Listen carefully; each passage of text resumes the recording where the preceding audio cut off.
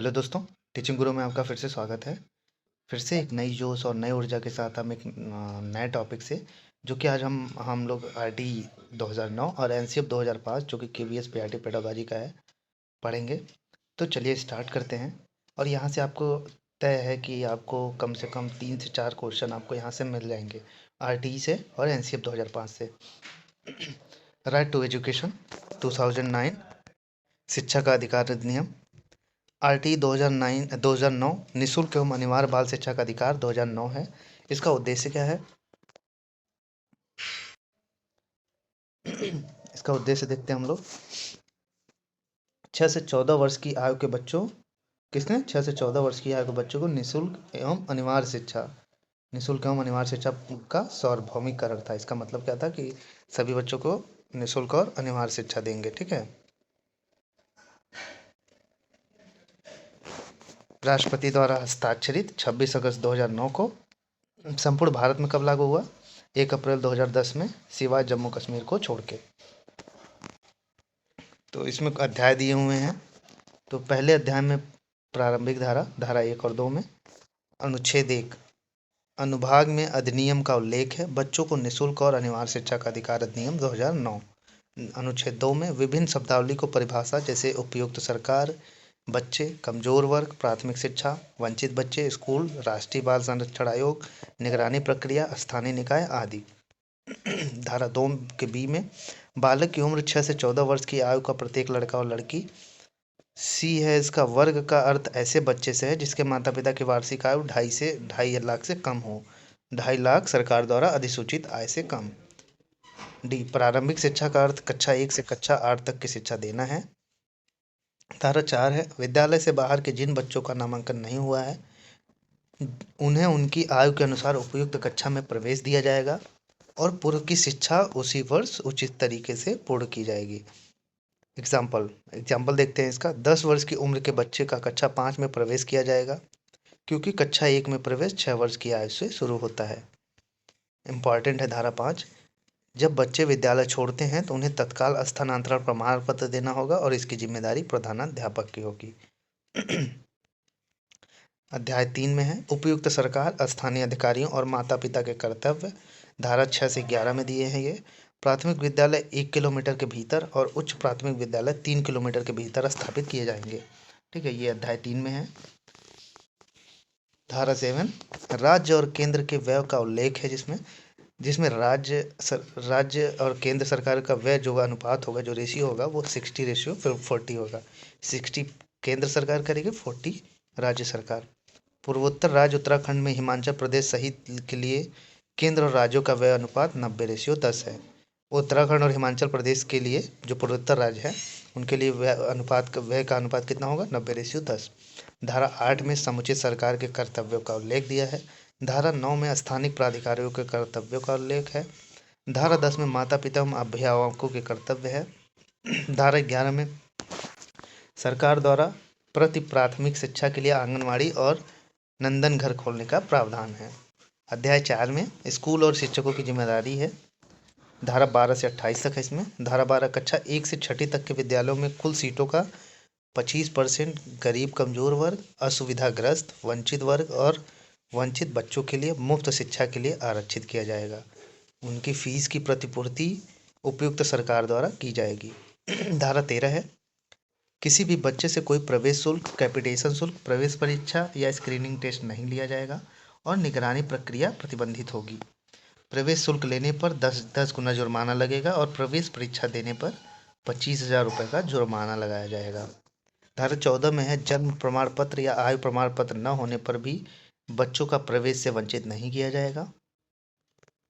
धारा 15 प्रवेश की निर्धारित तिथि को पश्चात को विद्यालय में प्रवेश से वंचित नहीं किया जाएगा तथा निर्धारित तिथि से 6 माह 30 सितंबर तक प्रवेश दिया जाएगा। धारा 16 में प्रारंभिक शिक्षा 8वीं कक्षा तक पूर्ण होने तक किसी भी बच्चे को उसकी कक्षा में नहीं रोका जाएगा। बच्चे को उसकी कक्षा में दोहराया नहीं जाएगा। बच्चा अनुत्तीर्ण नहीं होगा, अर्थात इंटरसेप्शन प्रक्रिया निषिद्ध होगी। इसे नो डिटेंशन पॉलिसी कहा जाता है। नोट 3 जनवरी 2019 को केंद्र सरकार द्वारा धारा 16 में संशोधन किया गया था, जिसके अनुसार अब यदि कोई बच्चा बहुत कमजोर शैक्षिक उपलब्धि दिखा रहा है तो राज्य या स्कूल द्वारा उपयुक्त समझे जाने पर बच्चे को फेल किया जा सकता है। नो डिटेंशन पॉलिसी में बदलाव। धारा 17 बालक को शारीरिक दंड नहीं दिया जाएगा। धारा 18 बिना सरकारी मान्यता के कोई स्कूल नहीं चलेगा।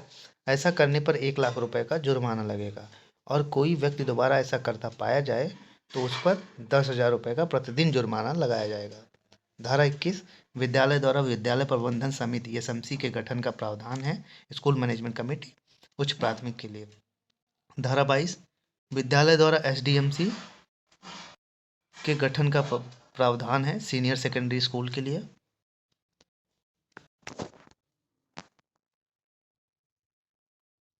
एनसीएफ 2022 के बारे में है। एनईपी नेशनल एजुकेशन पॉलिसी राष्ट्रीय शिक्षा नीति 2020। एनसीएफ बुनियादी स्तर अक्टूबर 2022 पर लागू हुआ। राष्ट्रीय पाठ्य चर्चा की रूपरेखा, इसमें 5+3+3+4 का कॉन्सेप्ट दिया गया। ठीक है, इतने चरणों में होगी, जिसको पहला चार स्टेजों में बांटा गया है। फाउंडेशनल स्टेज इसमें देखते हैं। ठीक है, इसमें 3 से 8 वर्ष का बच्चा आएगा। इसमें मातृभाषा प्राथमिक माध्यम होनी चाहिए। एनईपी 2020 के अकॉर्डिंग एनसीएफ बनाना ताकि पॉजिटिव वे में पूरा एजुकेशन बदले, जो बच्चों को ओवरऑल सर्वांगीण विकास कर सके। सीखने व सिखाने के तरीकों में बदलाव।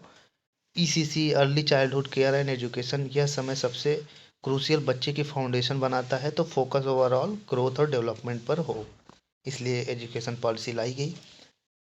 आज अच्छा निवेश देश के बच्चों के भविष्य के लिए ज़रूरी है। फिजिकल, कॉग्निटिव, सोशल, इमोशनल, मतलब शारीरिक, मानसिक और सामूहिक विकास के लिए।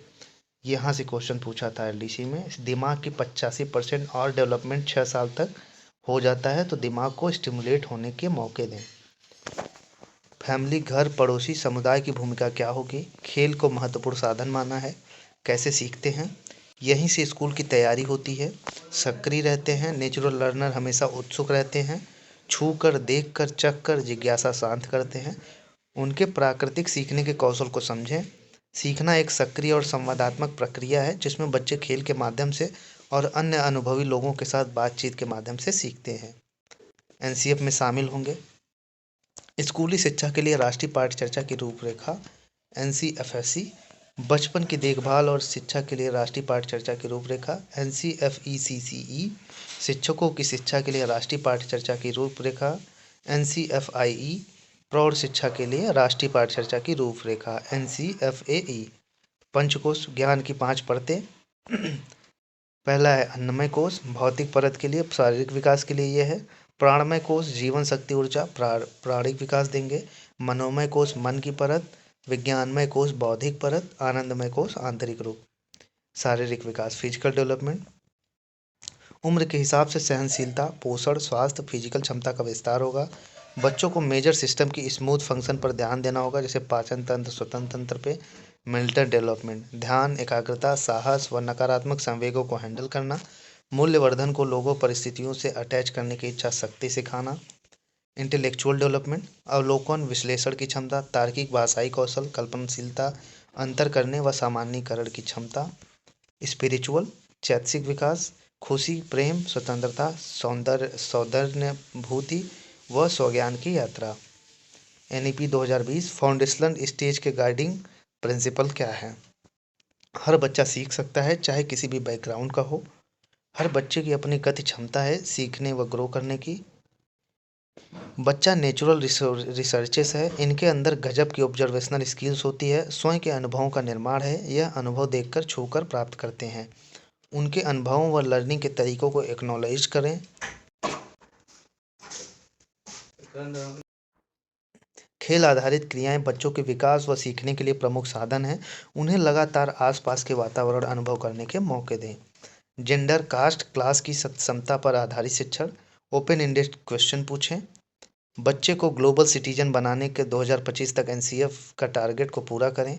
बच्चे का संवाद कौशल व पढ़ने लिखने की समझ व संज्ञानात्मक निपुणता। पहल क्या क्या की गई है। निपुण भारत 2021। निपुण का फुल फॉर्म है national initiative for proficiency in reading with understanding and numeracy. पठन समझ व संख्यात्मक निपुणता के लिए राष्ट्रीय पहल, ताकि FLN foundational literacy and numeracy 2020 को प्राप्त कर सके। 2026-27 तक पूरे भारत में ग्रेड 3 तक क्षमताएं पैदा करना। विद्या प्रवेश, NCERT ने ग्रेड 1 में प्रवेश करने वाले बच्चों के लिए 3 मंथ का एक प्रोग्राम, जिससे टीचर बच्चे का स्कूल एटमॉस्फेयर से फैमिलराइज करवाएगा, मतलब परिचित करवाएगा विद्या प्रवेश में। ठीक है, ये NCERT की एक पहल है। ग्रेड 1 में, ठीक है, जो प्रवेश लेंगे बच्चे, उनको 3 महीने का एक प्रोग्राम है ये, जो कि टीचर्स और स्कूल के एटमॉस्फेयर्स के, मतलब प्री वाले स्कूल के, प्री से पहले वाले स्कूल के लिए, उसमें बच्चे जाएंगे, खेलेंगे, स्कूल क्या होता है देख के वही सब पहचानेंगे। सेक्शन 21 विद्यालय द्वारा विद्यालय प्रबंधन समिति का गठन का प्रावधान है। कार्यकारिणी समिति होगा, इसमें बैठक हर महीने होनी चाहिए। अमावस्या को 15 मेंबर होंगे इसमें, अब 16 सदस्य हो गए हैं। 75% अभिभावक रहेंगे, ठीक है, SMC के गठन में, और 50% रहेंगे जिसमें 6 महिलाएं होंगी। प्रधानाचार्य होगा या प्रधान होगा, विधायक होगा, मनोनीत अध्यापक होगा, और प्रधान सचिव होगा। SMC के कार्य, स्कूल मैनेजमेंट के कार्य, कमेटी के कार्य: साधारण सभा की बैठक को संपन्न करना, विद्यालय का वार्षिक बजट पारित करना, बाल अधिकार शिक्षा अधिनियम 2009 की जानकारी समाज के लोगों को कराना, विद्यालय में बाल अधिकार शिक्षा अधिनियम 2009 का उल्लंघन होने पर उसकी जानकारी उच्च अधिकारी को करना, मिड डे मील की गुणवत्ता को जांचना। सेक्शन 22 में विद्यालय द्वारा विद्यालय विकास एवं प्रबंधन समिति, school development and management committee के गठन का प्रावधान है। सीनियर सेकेंडरी स्कूल के लिए SMC का कार्यकाल कितने वर्ष का होगा? 2 वर्ष का होगा। योजना 3 वर्ष की होगी, जिसमें एक एक साल की उप योजना होगी। ठीक है। सेक्शन 23 शिक्षक की नियुक्ति के लिए योग्यता का उल्लेख किया गया है। सेक्शन 24 इसमें शिक्षकों के कर्तव्यों का उल्लेख है और शिकायतों के निकाय का उल्लेख है। शिक्षक का कर्तव्य है कि प्रत्येक छात्र की सर्वोत्कृष्ट उन्नति के लिए उचित मार्ग सुनिश्चित करना। शिक्षक बाल केंद्रित विधि में पठन कराएगा। अध्यापन की सफलता का निरीक्षण करना। विद्यालय में उपस्थित नियमितता और समय का पालन करना। धारा 25 RTE 2009 के अनुसार प्राथमिक कक्षाओं में छात्र एवं शिक्षक का अनुपात 30:1 है। प्राइमरी कक्षा 1 से 5 तक में कम से कम 2 टीचर होने चाहिए। 150 प्लस से अधिक बच्चों पर 5 टीचर और 1 प्रिंसिपल रहेगा। अगर 200 से अधिक बच्चे हो रहे हैं तो 40 बच्चे पे 1 टीचर रहेगा। ठीक है। टीचर को शिक्षण कार्य हर सप्ताह में 45 घंटे पढ़ाने का प्रावधान है। पूरे वर्ष में शिक्षण दिवस 200, पूरे वर्ष में शिक्षण के घंटे 800। ठीक है। 200 दिन काम करेगा और 800 घंटे प्राइमरी में। और अपर प्राइमरी में 35 बच्चे पे 1 अध्यापक रहेगा। 100 से प्लस बच्चे हैं तो 1 प्रिंसिपल रहेगा। प्रत्येक सप्ताह 45 घंटे उसके काम रहेंगे। शिक्षण दिवस 220 रहेगा, उसमें प्राइमरी में 200 है, इसमें 220, उसमें 800 घंटे हैं, इसमें 1000। RTE 2009 के अनुसार कक्षा 1 से 8 तक यदि प्रवेश दिए गए सदस्यों की संख्या 200 से अधिक है तो विद्यार्थी एवं शिक्षक का अनुपात 40:1 है। यदि प्राथमिक स्तर पर 150 से अधिक बच्चे हों तो इसके लिए 1 प्रधानाध्यापक और 5 शिक्षक। धारा 27 में RTE 2009 के अकॉर्डिंग शिक्षक को गैर शैक्षणिक कार्यों में नहीं लगाया जा सकता, जनगणना, चुनाव, आपदा प्रबंधन छोड़कर। RTE 2009 के अनुसार शिक्षक के लिए एक सप्ताह में न्यूनतम कितने घंटे कार्य होते हैं? 45 घंटे। RTE के अनुसार 8th क्लास तक बच्चों को उनकी मातृभाषा में ही शिक्षा देनी चाहिए। RTE 2009 के अनुसार विशेष आवश्यकताओं वाले बच्चों को किस शिक्षा व्यवस्था के अंतर्गत पढ़ना चाहिए? समावेशी शिक्षा व्यवस्था। शिक्षा का अधिकार अधिनियम 2009 के क्रियान्वयन के बाद कक्षा आयु के अनुसार अधिक समझाती है। अध्याय 6 बच्चों के अधिकारों का संरक्षण है, जिसमें 31 से 34 तक है, जिसमें धारा 32 है बच्चों की शिकायतों का निवारण एवं बाल संरक्षण आयोग में अपील का प्रावधान। उच्च शिक्षा में आर्थिक रूप से कमजोर वर्ग के लिए आरक्षण। 133वें संवैधानिक संशोधन अधिनियम ने अनुच्छेद 15 और 16 में संशोधन करके आर्थिक रूप से कमजोर वर्गों EWS के लिए शिक्षा संस्थानों, नौकरियों और दाखिले में आर्थिक संरक्षण 10% कोटा की शुरुआत की। RTE अधिनियम की आलोचना। 6 साल से कम उम्र के बच्चे इस अधिनियम के दायरे में नहीं आते हैं। कक्षा 8 तक नो डिटेंशन नीति के संबंध में 2019 में अधिनियम में एक संशोधन ने कक्षा 5 और कक्षा 8 में नियमित वार्षिक परीक्षा शुरू की। नेक्स्ट टॉपिक है हमारा राष्ट्रीय पाठ्य चर्चा की रूपरेखा 2005। पाठ्यक्रम का अर्थ करिकुलम शब्द की उत्पत्ति लैटिन भाषा के क्यूरेरे से हुई है, जिसका अर्थ है दौड़ का मैदान। पाठ्यक्रम दौड़ का मैदान है। जिस पर बालक लक्ष्य को प्राप्त करने के लिए दौड़ता है। एनसीएफ 2005 के अनुसार पाठ्यक्रम निर्माण के सिद्धांत: बाल केंद्रित पाठ्यक्रम का सिद्धांत, उपयोगिता का सिद्धांत, लचीलेपन का सिद्धांत, क्रियाशीलता का सिद्धांत और क्रमबद्धता का सिद्धांत। व्यापकता एवं संतुलन का सिद्धांत, विभिन्न विषयों से सहसंबंध का सिद्धांत, मनोवैज्ञानिक सिद्धांतों के अनुरूप पाठ्यक्रम। एनसीएफ 2005 के अंतर्गत 5 अध्याय सम्मिलित किए गए हैं जो निम्न है: परिप्रेक्ष्य, सीखना और ज्ञान, पाठ्यचर्चा के क्षेत्र, स्कूल की अवस्थाएं व आकलन, विद्यालय और कक्षा का वातावरण, व्यवस्थागत सुधार। अध्याय 1 में एफएससी 2000 की समीक्षा बैठक 2004 को आयोजित हुई। इस बैठक के अंतर्गत प्रोफेसर यशपाल की अध्यक्षता में 21 फोकस समूहों का गठन किया गया तथा एनसीएफ 2005 को आकार दिया गया। एनसीएफ 2005 का आरंभ प्रसिद्ध शिक्षा शास्त्री, नोबेल पुरस्कार विजेता तथा राष्ट्रीय ज्ञान के निर्माता रविन्द्रनाथ टैगोर के निबंध सभ्यता एवं प्रगति के कथन सृजनात्मकता और उदार आनंद बचपन की कुंजी है, किंतु नासमझ वयस्क संसार में इसकी विकृति का खतरा है। यशपाल शर्मा समिति ने बिना बोझ की शिक्षा की अवधारणा प्रस्तुत की। सपनों के भारत को धरातल पर लाने की बात कही गई। एनसीएफ 2005 का अनुवाद संविधान की 8वीं अनुसूची में दी गई सभी 22 भाषाओं में किया गया है। एनसीएफ 2005 के मार्गदर्शी सिद्धांत: पहला है ज्ञान को स्कूल के बाहरी जीवन से जोड़ा जाए। दूसरा है पढ़ाई को रटंत प्रणाली से मुक्त किया जाए। तीसरा है पाठ्यचर्चा पुस्तक केंद्रित न रह जाए। चौथा है कक्षा कक्ष को गतिविधियों से जोड़ना। पांचवा है राष्ट्रीय मूल्यों के प्रति आस्थावान विद्यार्थी तैयार हों या राष्ट्रीय महत्व बिंदुओं के पाठ्यक्रम में शामिल किया जाए। एनसीएफ 2005 करके सीखने से संबंधित है। संरचनावाद, निर्मितवाद की अवधारणा पर बल देता है। 2 सूत्रों का पालन करता है: ज्ञात से अज्ञात और मूर्त से अमूर्त। त्रिभाषी सूत्र का पालन करता है। शिक्षा के क्षेत्र में क्रियात्मक अनुसंधान पर बल देता है। आत्मनिर्भर बनाने वाली जीवनोपयोगी शिक्षा पर बल देता है।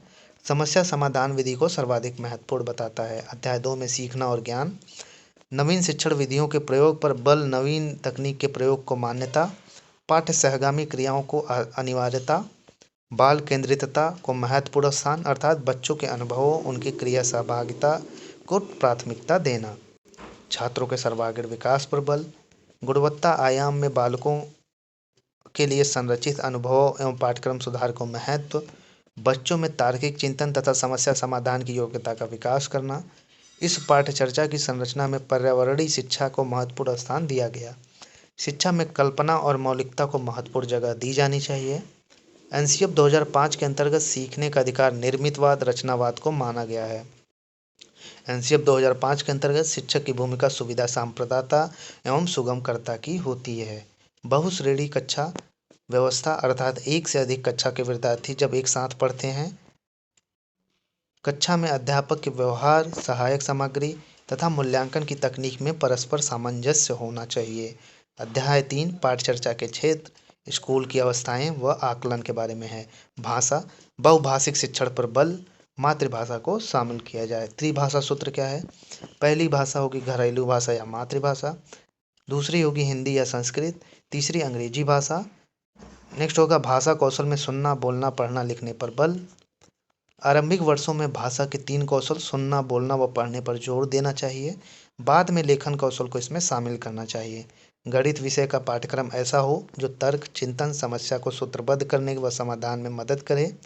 अर्थपूर्ण व प्रासंगिक गणित पर बल, बच्चे सार्थक समस्याएं उठाएं और उन्हें हल करें। गणित विषय का अध्ययन अन्य विषयों के साथ सहसंबंध के रूप में लिया जाए। गणित शिक्षण हेतु कंप्यूटर सहायक अनुदेशन का उपयोग किया जा सके। विज्ञान विषय के द्वारा अन्वेषण अनुसंधान की प्रवृत्ति को बढ़ाया जाए। समस्या समाधान विधि के द्वारा खोजी प्रवृत्ति को बढ़ावा। बालकों को पर्यावरण की जानकारी दी जाए। सामाजिक अध्ययन, सामाजिक मुद्दा पर स्वतंत्र तथा आलोचनात्मक दृष्टिकोण विकसित हो सके। कक्षा 3 से 5 को पर्यावरणीय अध्ययन विषय की शिक्षा दी जाए। कक्षा 6 से 8 सामाजिक विज्ञान की विषय वस्तु इतिहास, भूगोल, राजनीति विज्ञान और अर्थशास्त्र से मिलती होनी चाहिए। सामाजिक विज्ञान शिक्षण में समस्या समाधान, नाटकीकरण, भूमिका निर्वाह, वाद विवाद, परिचर्चाएं, प्रोजेक्ट विधि का उपयोग करना चाहिए। किसी भी धर्म, जाति, लिंग व समुदाय विशेष के प्रति पूर्वाग्रहों का निर्माण न हो। विभिन्न सामाजिक कुरीतियों जैसे बाल विवाह, दहेज प्रथा, मृत्यु भोज का निषेध किया जाए। अनुसूचित जाति, जनजाति एवं अल्पसंख्यक के प्रति संवेदनशीलता व उनके अधिकारों की रक्षा की जाए। स्वास्थ्य एवं शारीरिक शिक्षा, ये विषय अनिवार्य विषय के रूप में प्राथमिक से लेकर माध्यमिक स्तरों पर लागू किया जाना चाहिए। विभिन्न स्वास्थ्य जांच शिविरों का आयोजन किया जाना चाहिए। स्वास्थ्य एवं शारीरिक शिक्षा, हेल्थ एंड फिजिकल एजुकेशन। स्वास्थ्य एवं शारीरिक शिक्षा को अनिवार्य विषय के रूप में प्राथमिक से लेकर माध्यमिक स्तरों पर लागू किया जाना चाहिए। विभिन्न स्वास्थ्य जांच शिविरों का आयोजन किया जाना चाहिए। शांति शिक्षा क्या है? Peace education. हिंसा को दूर रखते हुए सामाजिक संस्कार पर बल। महिलाओं के प्रति आदर व जिम्मेदारी के दृष्टिकोण विकसित करने के कार्यक्रमों का आयोजन करना। स्कूलों में विशेष क्लबों और रीडिंग रूम की स्थापना की जाए। व्यवहारिक चर्चा, उदाहरणों, मूल्यों के माध्यम से शांति शिक्षा दी जा सकती है। समय समय पर ऐसी फिल्में दिखाई जाएं तो न्याय और शांति के मूल्यों को बढ़ावा देती हैं। अध्याय 4, विद्यालय और कक्षा का वातावरण। इसके द्वारा समावेशी शिक्षा की अवधारणा प्रस्तुत की गई, अर्थात भिन्न सामाजिक, आर्थिक और सांस्कृतिक पृष्ठभूमि और भिन्न क्षमता वाले लड़के लड़कियों को एक साथ पढ़ाने की व्यवस्था। एनसीएफ 2005 के अंतर्गत एक आदर्श कालांश की अवधि 35 मिनट निर्धारित की गई। इस एक सत्र में 200 दिन तक शिक्षण कार्य किया जाना चाहिए। शिक्षक को प्रतिदिन कम से कम 45 मिनट का समय दिन भर के कामकाज के समीक्षा के लिए देना चाहिए। सप्ताह में 1 घंटा पुस्तकालय अध्ययन को दिया जाना चाहिए। स्कूल में शिक्षा पर बिताया गया समय किसी भी हालत में 6 घंटे के से कम न हो। कक्षा 2 तक कोई गृह कार्य नहीं। कक्षा 3 से 5 तक 2 घंटे प्रति सप्ताह। उच्च प्राथमिक स्तर पर 1 घंटा प्रतिदिन। माध्यमिक और उच्च माध्यमिक स्तर पर 2 घंटे प्रतिदिन गृह कार्य देना चाहिए। अध्याय 5 पे चलते हैं हम लोग। व्यवस्थागत सुधार है, सिस्टमैटिक रिफॉर्म्स इसमें है। मूल्यांकन प्रक्रिया की सतत और व्यापक योजना लागू करनी चाहिए। कक्षा 5, 8 व 11 के स्तर पर बोर्ड परीक्षा का आयोजन न किया जाए। खुली पुस्तक परीक्षा और लचीली परीक्षा को देश भर में प्रायोगिक तौर पर लागू किया जाने की जरूरत है। परीक्षा प्रणाली को और अधिक मुक्त, लचीला, रचनात्मक तथा सरल होना चाहिए। नेक्स्ट टॉपिक है commissions and policies. Pre independence, स्वतंत्रता के पूर्व कुछ पॉलिसीज थी। 1813 का चार्टर एक्ट। भारत में शिक्षा के लिए प्रतिवर्ष 1 लाख रुपए का अनुदान। प्राच्यवादियों का भावना, प्रारंभिक शिक्षा को प्रोत्साहन। भारत की स्थानीय भाषाएं, प्राच्यवादियों का मामला, व्यवहारिक व उपयोगी शिक्षा, मीडियम इंग्लिश होनी चाहिए। इंडियन एजुकेशन पॉलिसीज, भारत शिक्षा नीतियाँ, प्री इंडिपेंडेंस और मतलब पूर्व स्वतंत्रता के पहले और स्वतंत्रता के बाद। 1835 का मैकाले मिनट। ऑफिशियली भारत में अंग्रेजों की शिक्षा का माध्यम बनाया जाएगा। इस अंग्रेजी शिक्षा अधिनियम 1835 भी कहते हैं। पश्चिमी विज्ञान व साहित्य की शिक्षा। अधोगामी निस्पंदन का सिद्धांत। उच्च व मध्यम वर्ग को ऐसे तैयार करो कि रंग खून में भारतीय लेकिन विचार और बुद्धिमत्ता में अंग्रेज हों। तीसरा है 1854 का वुड डिस्पैच। भारत में अंग्रेजी शिक्षा का मैग्ना कार्टा कहते हैं। प्राइमरी एजुकेशन का मीडियम क्षेत्रीय भाषा में। माध्यमिक शिक्षा का मीडियम एंग्लो वर्नाकुलर, अर्ध अंग्रेजी। उच्च शिक्षा का मीडियम अंग्रेजी भाषा। व्यावसायिक शिक्षा व शिक्षकों को प्रशिक्षण का प्रावधान किया जाए। निजी विद्यालयों को बंगाल, मद्रास व बॉम्बे में एक विश्वविद्यालय उच्च शिक्षा का प्रयास के लिए। हंटर आयोग 1882-83 में आया। भारतीय शिक्षा आयोग राज्य प्राइमरी एजुकेशन के विकास की कोशिश करे, वह मीडियम क्षेत्रीय भाषा हो। प्राइमरी एजुकेशन का नियंत्रण जिला व नगर पालिका बोर्ड करे। माध्यमिक शिक्षा साहित्यिक व व्यावसायिक होनी चाहिए। भारतीय विश्वविद्यालय आयोग, रैले आयोग की अनुशंसा के आधार पर यूनिवर्सिटी में शिक्षा व शोध पर अधिक बल दिया जाए। छठवां है राष्ट्रीय शिक्षा परिषद 1906। भारतीय राष्ट्रविदों द्वारा स्थापित संगठन, विज्ञान व प्रौद्योगिकी के साथ साथ भारतीय परंपराओं व संस्कृति को बढ़ावा। बंगाल नेशनल कॉलेज व बंगाल तकनीक संस्थान की स्थापना।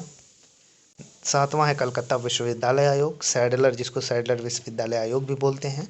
गठन कलकत्ता यूनिवर्सिटी की समस्याओं के अध्ययन के लिए किया गया था इसका।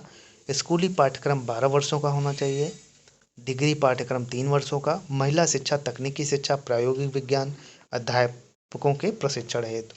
नेक्स्ट है हार्टोग समिति। विश्वविद्यालय शिक्षा के स्तर में सुधार। विश्वविद्यालय के प्रवेश को नियंत्रित किया जाए। राष्ट्रीय शिक्षा सलाहकार बोर्ड की पुनः स्थापना को सुझाव दिया। जाकिर हुसैन समिति, जो कि 1937-38 में आई। वर्धा शिक्षा योजना, बेसिक शिक्षा, नई तालीम, बुनियादी तालीम आदि से दी जाती है। 7 से 14 वर्ष तक के बच्चों को फ्री एंड कंपलसरी एजुकेशन, शिक्षा का माध्यम मातृभाषा। शिक्षा हस्तलिखित व उत्पादित कार्य पर केंद्रित हो। शिक्षा का प्रभाव बच्चों के वातावरण को ध्यान में रखकर किया जाना चाहिए। पाठ्यक्रम में अंग्रेजी व धार्मिक शिक्षा को शामिल नहीं करना। शिक्षकों के पारिश्रमिक वेतन का ध्यान रखना चाहिए। Sergeant report. केंद्रीय शिक्षा सलाहकार बोर्ड की रिपोर्ट 3 से 6 उम्र के प्री प्राइमरी एजुकेशन, 6 से 11 वर्ष के बच्चों को free and compulsory and universal education, मुफ्त अनिवार्य व सार्वभौमिक शिक्षा। 11 से 17 उम्र के कुछ चयनित बच्चों के लिए हाई स्कूल शिक्षा व उच्च माध्यमिक के बाद 3 वर्ष का विश्वविद्यालय पाठ्यक्रम। 20 वर्षों में वयस्क निरक्षरता को समाप्त करना। शारीरिक व मानसिक रूप से विकलांगों की शिक्षा, शिक्षकों का प्रशिक्षण, शारीरिक शिक्षा, जरूरतमंदों की छात्रवृत्ति, शैक्षणिक विद्यालय व तकनीकी विद्यालय। विश्वविद्यालय के समन्वय के लिए इंग्लैंड को विश्वविद्यालय अनुदान समिति जैसी संस्था की स्थापना। National policies in education. स्वतंत्रता के पश्चात डॉक्टर राधाकृष्णन समिति 1948-49 में आई। इसे विश्वविद्यालय शिक्षा आयोग के नाम से भी जाना जाता है। स्वतंत्र भारत का पहला आयोग था। शिक्षण संकाय प्रोफेसर, पाठक, व्याख्याता और प्रशिक्षक होने चाहिए। शिक्षण कार्य की समय सीमा सप्ताह में 18 घंटे से अधिक नहीं। शिक्षण कार्य की सेवा अवकाश उम्र व 60 से 64 कर दी गई। शिक्षण का स्तर बढ़ाने के लिए विद्यार्थियों की संख्या ज़्यादा नहीं होनी चाहिए। नेक्स्ट है विश्वविद्यालय अनुदान आयोग। यूजीसी की स्थापना 1956 में हुई। विश्वविद्यालय शिक्षा में संरचनात्मक बदलाव आया। उच्च शिक्षा के 3 लेवल होने चाहिए। स्नातक 3 वर्ष का, स्नातकोत्तर 2 वर्ष का, शोध 2 वर्ष का। मुदालियर आयोग 1952-53 में आया। इसे माध्यमिक शिक्षा आयोग भी कहते हैं। गतिविधि आधारित शिक्षा होनी चाहिए। शिक्षक के वेतन व स्थिति में सुधार। सह पाठ्यक्रम गतिविधियां होनी चाहिए। उद्देश्य लोकतांत्रिक नागरिकता का विकास, व्यावसायिक कुशलता में उन्नति, व्यक्तित्व का विकास, नेतृत्व के गुणों का विकास। दुर्गाबाई देशमुख समिति 1958-59 में आया। राष्ट्रीय महिला शिक्षा समिति भी कहते हैं इसको। छात्रों की शिक्षा की समस्या को समझना, ग्रामीण क्षेत्रों में इस शिक्षा का प्रसार। डॉक्टर संपूर्णानंद समिति 1961 में। भावात्मक एकता समिति भी कहते हैं। भाषा कोई भी नीति तैयार की जाए तो अल्पसंख्यक भाषाओं पर भी ध्यान दिया जाए। पाठ्य पुस्तकें जो चीज़ें राष्ट्रीय एकता पर आघात करें उन्हें हटाएं। पाठ्यक्रम में राष्ट्रीय भावनाओं व गीतों का ओतप्रोत होना चाहिए। माध्यमिक स्तर पर सामाजिक अध्ययन, भाषा, साहित्य और नैतिक शिक्षा होनी चाहिए। विश्वविद्यालय स्तर पर विभिन्न भाषा, कला, साहित्य, संस्कृति का तुलनात्मक अध्ययन। पर्यटन एवं भ्रमण। हंसा मेहता समिति। इस समिति का गठन शिक्षा के विभिन्न स्तरों पर लड़कियों के पाठ्यक्रम बनाने के लिए किया गया। समिति ने इस विषय पर अपने सुझाव सरकार को दिए। इसका गठन 1964 में किया गया था। नेक्स्ट है कोठारी आयोग 1964-66। ये इंपॉर्टेंट है। उत्पादन में वृद्धि। विज्ञान की शिक्षा को विद्यालय एवं विश्वविद्यालय शिक्षा के सभी कार्यक्रमों में सम्मिलित किया जाए। कार्य अनुभव को शिक्षा का अभिन्न अंग स्वीकार किया जाए और औद्योगिक एवं औद्योगिकरण की दिशा में मोड़ने का प्रयत्न किया जाए। माध्यमिक शिक्षा को अधिकाधिक व्यावसायिक रूप प्रदान किया जाए। उच्च शिक्षा में कृषि एवं औद्योगिक शिक्षा पर बल दिया जाए। देश का आधुनिकीकरण हो। आधुनिकीकरण करने के लिए प्रौद्योगिकी को अपनाया जाए। आधुनिकीकरण करने के लिए शिक्षा को महत्वपूर्ण साधन माना जाए। प्रजातंत्र की सुदृढ़ता। 14 वर्ष की आयु के बालकों के लिए निःशुल्क एवं अनिवार्य शिक्षा की व्यवस्था की जाए। सामाजिक एवं राष्ट्रीय एकता का विकास। सार्वजनिक शिक्षा के लिए राष्ट्रीय लक्ष्य के रूप में सामान्य विद्यालय प्रणाली को स्वीकार किया जाए। शिक्षा के समस्त स्तरों पर सामाजिक एवं राष्ट्रीय सेवा के सभी छात्रों के लिए अनिवार्य बना दिया जाए। सामाजिक, नैतिक एवं आध्यात्मिक मूल्यों का विकास। त्रिभाषा सूत्र का संशोधित स्वरूप। मातृभाषा, क्षेत्रीय भाषा अथवा प्रादेशिक भाषा पहली भाषा होगी। दूसरी संघ की हिंदी अथवा अंग्रेजी होगी। कोई आधुनिक भारतीय भाषा या कोई आधुनिक यूरोपीय भाषा या कोई शास्त्रीय भाषा प्रथम में न दी गई हो।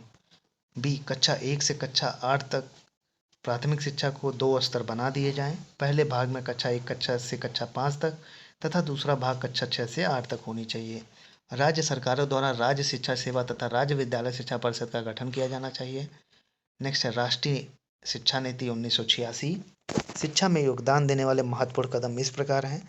10+2 शिक्षा संरचना होनी चाहिए। नवोदय विद्यालय होने। नवोदय विद्यालय किसकी देन है? राष्ट्रीय शिक्षा नीति 1986 की। विद्यालय संकुल होना चाहिए। सर्व शिक्षा अभियान 2000। शैक्षिक अवसरों की समानता। Operation black board. Basic needs of school should be given and completed. दूरस्थ शिक्षा एवं मुक्त विश्वविद्यालय। उपाधि की सेवा से अलग करना। शिक्षक प्रशिक्षण होने की व्यवस्था कराना। शिक्षक की जवाबदेही होनी चाहिए। श्री ईश्वर भाई पटेल समिति 1977 में आया। 1977 में पहली बार एनसीईआरटी द्वारा गठित ईश्वर भाई पटेल समिति ने बस्ते का बोझ कम करने का सुझाव दिया था। नेक्स्ट है चट्टोपाध्याय आयोग 1983 में आया। शिक्षकों पर राष्ट्रीय आयोग की स्थापना 1983 में प्रोफेसर डीपी चट्टोपाध्याय अध्यापन पेश के लिए प्रशिक्षुओं के चयन के लिए आयोग ने कुछ महत्वपूर्ण मानदंड निर्धारित किए।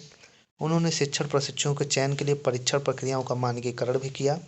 आयोग ने शैक्षिक मनोविज्ञान प्रशिक्षण, व्यवहारिक आधारित प्रशिक्षण के माध्यम से शिक्षण पेशे में सुधार के लिए विभिन्न पद्धतियों को भी सूचीबद्ध किया गया। शिक्षण से संबंधित नए कौशल सीखने पर भी जोर दिया। National policies in education, first national commission Kothari आयोग 1964 से 66, first Indian commission Hunter commission, 1968 राष्ट्रीय शिक्षा नीति, नेशनल एजुकेशन पॉलिसी 1968 का स्वतंत्र भारत की शिक्षा नीति थी ये। अनुच्छेद 45 को लागू करने का प्रावधान था इसमें। अध्यापकों का स्तर, वेतन व शिक्षा संतोषजनक होनी चाहिए। त्रिभाषा सूत्र इसमें लागू करने की संतुष्टि की गई। नोट, कोठारी आयोग ने भी कहा था ये त्रिभाषा सूत्र को लागू किया। NEP 1968 त्रिभाषा सूत्र के बारे में बात किया कोठारी आयोग ने। विज्ञान व अनुसंधान, कृषि व व्यावसायिक शिक्षा, विश्वविद्यालय शिक्षा में तथा प्रौढ़ शिक्षा में पत्राचार को बढ़ावा। 10+2+3 को शैक्षिक ढांचा पूरे देश में लागू करने की बात कही। National adult education programme NAEP 1977, 5 अप्रैल 1977 को सार्वभौमिक किया गया। एज ग्रुप 15 से 35 वर्ष रहेगा इसमें। 1984 तक लक्ष्य प्राप्ति की बात की, लेकिन लक्ष्य की प्राप्ति न हो जाने पाने के कारण इसे 2005 वर्तमान तक लक्ष्य प्राप्ति का प्रयास कर रही है। 1986 राष्ट्रीय शिक्षा नीति, विद्यालयी शिक्षकों के समुचित प्रशिक्षण के लिए जिला शिक्षा व प्रशिक्षण संस्था खोले जाने चाहिए। Programme of action 1986, elementary education शब्द का पहली बार प्रयोग किया गया। प्रोग्राम ऑफ एक्शन 1982, 1992, 1986 की शिक्षा नीति को संशोधित करके लागू करने का प्रयास किया गया। National literacy mission programme NLM 1988, slogan था अभी नहीं तो कब। 15 से 35 एज ग्रुप में 80 मिलियन लोगों को शिक्षित करना लक्ष्य था इसका। नेक्स्ट है यशपाल कमेटी 1992-93 में आया है। टैगलाइन इसका क्या था? Learning without burden. स्कूल में बुक्स रखने की बात कही। लिखा बच्चों के लिए स्कूली बस्ते के बोझ से ज़्यादा बुरा है न समझ पाने का बोझ। जब NCF 2005 बना तो प्रोफेसर यशपाल को अध्यक्ष बना दिया गया। ज्ञान विस्फोट की अवधारणा यशपाल समिति में सुझाया गया। राष्ट्रीय शिक्षा नीति, राष्ट्रीय शिक्षा परिषद NCTE 1993 में। National council of teaching education, NCTE 1973 में स्थापित, लेकिन 1993 में संवैधानिक बना दिया गया। टीचर एजुकेशन देने वाले संस्थाओं के लिए मानदंड निर्धारित करेगा। सभी प्रकार की शिक्षा संस्थाओं के लिए पाठ्यक्रम डिसाइड करता है, उसे समय पर रिन्यू करना। शिक्षक की शिक्षा संस्थाओं में स्टूडेंट्स की न्यूनतम योग्यता निर्धारित करना। राष्ट्रीय शिक्षा नीति 2017, DR कस्तूरी रंगन मसौदा समिति राष्ट्रीय शिक्षा के लिए। तो धन्यवाद।